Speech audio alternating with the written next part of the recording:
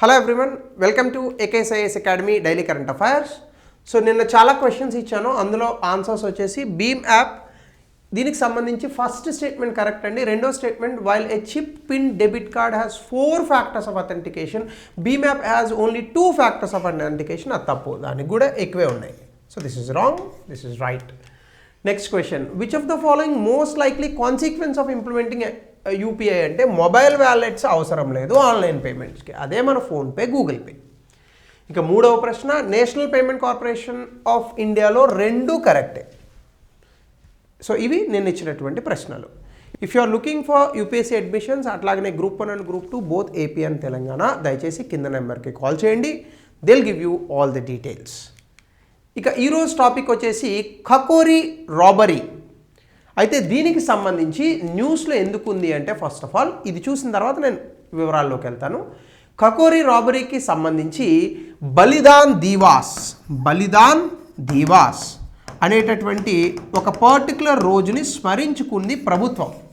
ఈ బలిదాన్ దివాస్ అనేటటువంటిది ఏంటంటే, ఆ ఖకోరి రాబరీలో 3 వ్యక్తులు, చూడండి భారతదేశం ఎంత గొప్ప దేశమో, బ్రిటిషర్ల కోసం పోరాడినప్పుడు 3 వ్యక్తులు, 3 డిఫరెంట్ రిలీజియన్స్, వాళ్ళేమి ఒక రిలీజన్ నుంచి వచ్చిన వాళ్ళు కాదు. పండిట్ రామ్ ప్రసాద్ బిస్మిల్ హిందూ, అస్ఫుల్లా ఖాన్ ముస్లిం, రోషన్ సింగ్ సిక్, వీళ్ళు 3 కలిసి ఈ ఖకోరి రాబరీని చేశారు. దీని కారణంగా తర్వాత బ్రిటిష్ అధికారం యొక్క పునాదులు కదిలాయి ఈ ఖకోరి రాబరీ కారణంగా. అంటే భారతీయులు ఇంత తెగిస్తారా స్వతంత్రం కోసం అనేటటువంటి ఒక ఆలోచన బ్రిటిషర్స్ మదిలో మెదిలింది. సో ఆ రోజు వాళ్ళు చేసినటువంటి త్యాగాలే ఈరోజు మనం అనుభవిస్తున్నటువంటి ఈ స్వాతంత్రం తాలూకా ఫలం. అయితే దీనికి సంబంధించి కనుక మనం చూస్తే, ముఖ్యంగా ఈ ఖకోరి రాబరీ గురించి, ఎందుకు ఈ ఖకోరి రాబరీని చేశారు, హిందుస్థాన్ రిపబ్లిక్ అసోసియేషన్ అంటే ఏంటి అనేటటువంటి వివరాలను మనం ఈరోజు చూద్దాం. సో ముఖ్యంగా దీనికి సంబంధించి ఖకోరి ట్రైన్ యాక్షన్ చూస్తే 1925లో, అంటే ఇప్పుడు ఎన్ని సంవత్సరాలు అయిందండి, కరెక్ట్గా 100 ఏళ్ళు. సో ఈ ఖకోరి రాబరీకి ఉత్తరప్రదేశ్లో 1925 ఖకోరి స్టేషన్ ఉత్తరప్రదేశ్లో దగ్గర ఉంది. దీన్ని హిందుస్థాన్ రిపబ్లిక్ అసోసియేషన్ అనేటటువంటి సంస్థ, బ్రిటిషర్స్కి వ్యతిరేకంగా పోరాడినటువంటి అనేక సంస్థల్లో ఇది ఒక సంస్థ. వీళ్ళు ఎందుకు ఈ ఖకోరి రాబరీని చేశారంటే, ఆ రోజుల్లో బ్రిటిష్ వాళ్ళు ఈ ఖకోరి రాబరీని, ఈ ఖకోరి అనేటటువంటి ప్రాంతం గుండా వెళ్ళేటటువంటి ట్రైన్స్లో వెపన్స్ అనేక ఇవి పంపించేవాళ్ళు.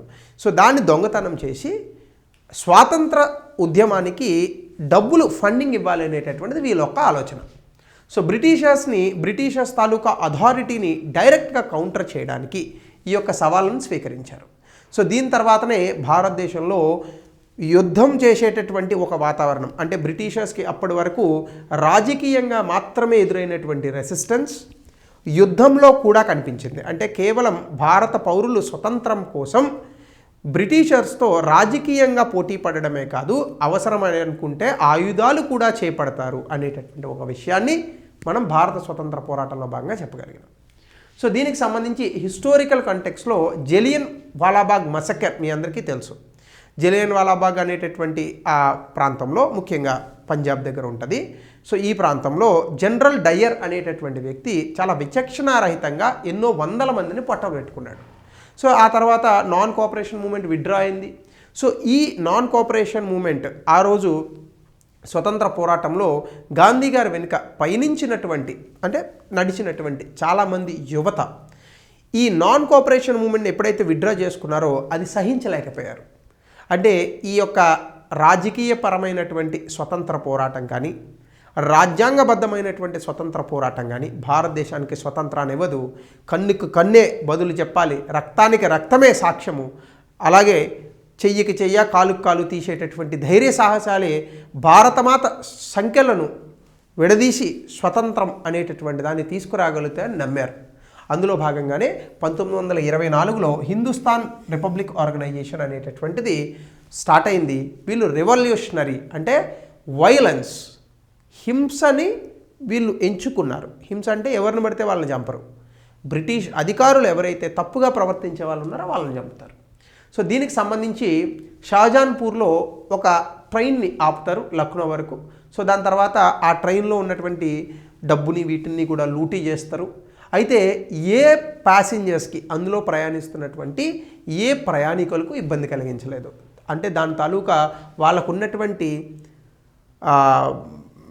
మోరల్స్, నైతిక విలువలు, స్వతంత్ర పోరాటంలో మనం ఫాలో అయినటువంటి నైతిక విలువలకు ఇది తార్కాణం. సో ఇందులో రామ్ ప్రసాద్ బిస్మిల్, అష్ఫుల్లా ఖాన్ ఉన్నారు. ఇంకా ఇతరులు చంద్రశేఖర్ ఆజాద్, రాజేంద్ర లహరి, సచేంద్రనాథ్ బక్షి, ముకుంది లాల్, బన్వారీలాల్, ఇద్దరు సోదరులు, మమత్నాథ్ గుప్తా. సో ఈ వ్యక్తులు ముందుగా ఈ పర్టికులర్ షాజాన్పూర్ అనేటటువంటి దీంట్లో పాల్గొన్నారు. తర్వాత బ్రిటిష్ వాళ్ళు ఈ కకోరి కాన్స్పిరసీ కేసుని క్రాక్ డౌన్ చేస్తారు. 18 నెలలు ట్రయల్ కూడా కండక్ట్ చేస్తారు. రామ్ ప్రసాద్ బిస్మిల్ వీళ్ళందరూ దొరికిపోతారు కకోరి యాక్షన్లో. సో రామ్ ప్రసాద్ బిస్మిల్, అస్ఫుల్లా ఖాన్, ఠాకూర్ రోషన్ సింగ్ వీళ్ళందరినీ కూడా ఊరి తీసింది బ్రిటిష్ ప్రభుత్వం 1927. వీళ్ళందరూ దొరికిపోతారు, ఊరి తీసింది. మిగతా వాళ్ళని పూర్తి స్థాయిలో యావజ్జీవ కారాగార శిక్ష అనేటటువంటి విధించింది. అయితే ఇక్కడ చాలామంది మరణించవచ్చు, కానీ జాతీయవాదం అనేటటువంటిది మలుపు తిరిగింది ఈ ప్లేస్లోనే. ఎందుకంటే హిందూ ముస్లింలు యూనిటీ భారతదేశంలో నిజంగా అందరూ కలిసి ఉంటే భారతదేశాన్ని బీట్ చేసేటటువంటి దేశమే లేదండి. సరే, నాకంత అనుభవం లేకపోవచ్చు, నాకంత తెలివితేటలు లేకపోవచ్చు రాజకీయ నాయకులంతా, కానీ ఒక్కటి మాత్రం ఖచ్చితంగా చెప్పగలను, నాకున్న పరిమితమైనటువంటి జ్ఞానంలో ఈ భారతదేశంలో కనుక కుల మత వర్గ వర్ణ విభేదాలు, ప్రాంతీయ భాషా విభేదాలను పక్కన పెట్టి కేవలం ఆర్థిక వ్యవస్థ పురోగతి అనేటటువంటి దాంట్లో కనుక మనం ఆలోచించగలిగితే ఈ భారతదేశాన్ని కొట్టగలిగేటటువంటి దేశం ప్రపంచంలో మరొక దేశం లేదు. 100% ఇది. సో ఆ రోజున అదే మనం చేసినాం. బిస్మిల్, అస్ఫుల్లా ఖాన్ వీళ్ళందరూ కూడా కలిసి ఈ యొక్క స్వతంత్ర పోరాటంలో బ్రిటిష్ వాళ్ళ పునాదుల్ని కదిలించినారు. సో దీని కారణంగానే హెచ్ఆర్ఏ హిందుస్థాన్ సోషలిస్ట్ రిపబ్లిక్ ఆర్గనైజేషన్గా తర్వాత పనిచేసింది. సో ఇందులో ముఖ్యంగా భగత్ సింగ్ అనేటటువంటి వ్యక్తి ఎంత అద్భుతాలు చేశాడో, 21 సంవత్సరాల వయసులో ఉరికంబానికి వేలాడి ఎంత కోట్లాది మంది యువతలను తన వైపు తిప్పుకున్నాడో, ఎంతమందిని ఇన్స్పైర్ చేయగలిగాడో మా అందరికీ తెలుసు. సో అందులోనే భాగంగా ఎంతోమంది మార్టియర్స్ వచ్చారు, స్వాతంత్ర సమర యోధులుగా మారారు. వీళ్ళందరూ కూడా భారతదేశ స్వతంత్ర పోరాటంలో తమ వంతు సాయం అనేటటువంటిది త్యాగం రూపంలో ఇచ్చినటువంటి గొప్ప వ్యక్తులు. ఇందులోనే వాళ్ళ ధైర్య సాహసాలు, ఈ భూమి పట్ల వాళ్ళకున్నటువంటి ప్రేమ, అలాగే ఈ దేశం పట్ల వాళ్ళకున్నటువంటి దేశభక్తి, ఇవన్నీ కూడా మనకు కనిపిస్తాయి. అయితే హిందుస్థాన్ రిపబ్లిక్ ఆర్గనైజేషన్ గురించి కనుక మనం చూస్తే దీన్ని 1924లో కాన్పూర్లో ఎస్టాబ్లిష్ చేశారండి.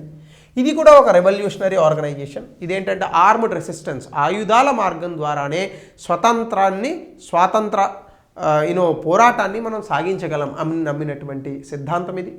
సో బ్రిటిష్ పరిపాలనను దాని ద్వారా దూరం చేయగలమని ఆలోచించినటువంటి ఆర్గనైజేషన్. ఇందులో ముఖ్యమైనటువంటి వ్యక్తులు రామ్ ప్రసాద్ బిస్మిల్, జోగేష్ చంద్ర చటర్జీ, సచేంద్రనాథ్ సన్యాల్, శివ్ వర్మ, ఇంకా ఇతరులు కూడా ఉన్నారు. వీళ్ళందరూ హెచ్ఆర్ఎస్ఎల్లో భాగం.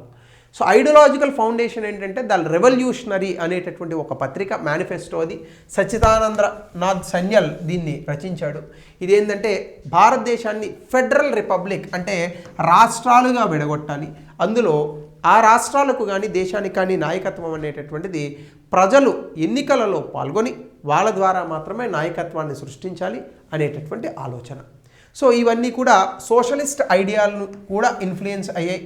అలాగే ప్రపంచవ్యాప్తంగా ఆ రోజుల్లో అంతర్జాతీయంగా జరుగుతున్నటువంటి రెవల్యూషనరీ మూమెంట్స్, ముఖ్యంగా 1916లో రష్యాలో వచ్చినటువంటి బోల్షివిక్ రెవల్యూషన్ ఏదైతే ఉందో దీని ఇన్స్పిరేషన్ను కూడా భారతదేశంలో తీసుకున్నారు. ఈ బోల్షివిక్ రెవల్యూషన్ తాలూకా స్ట్రాంగ్ ఇంపాక్ట్ అనేటటువంటిది భారతదేశంలో ఉంది.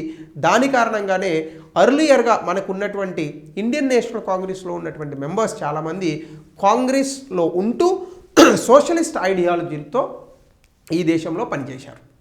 సో ఇవన్నీ కూడా మనకు ఆ రోజు అక్కడి నుంచి వచ్చినవే.